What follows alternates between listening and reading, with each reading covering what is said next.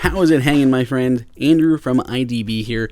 Koogeek, which we have covered many times in the past, comes out with some of the most affordable HomeKit products. There's outlets, there's a newer version of their outlet, there are smart bulbs, there are switches, multi-gang switches, lots of different stuff to love. It works with Alexa, with Google Assistant, with HomeKit, of course, and now we have one of their newest products, which is their upcoming light strip.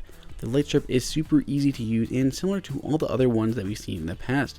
The controller is relatively small. It's actually a lot smaller than I was expecting it to be.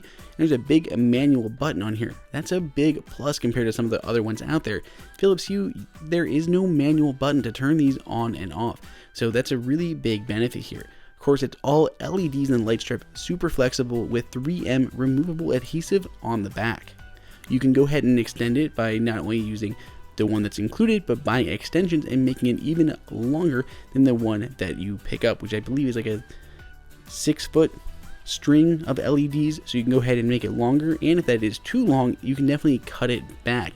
There are specific spots that you can trim this at to make it fit your existing structure, whether you're putting it under cabinets or inside a bar, whatever it may be.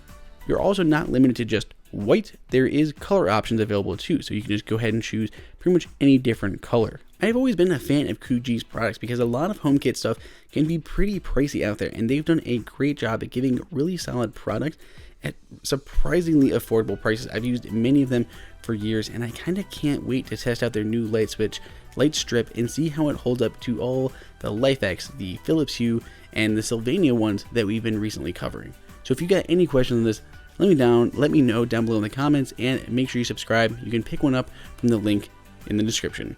Till next time, it's Andrew for IDB.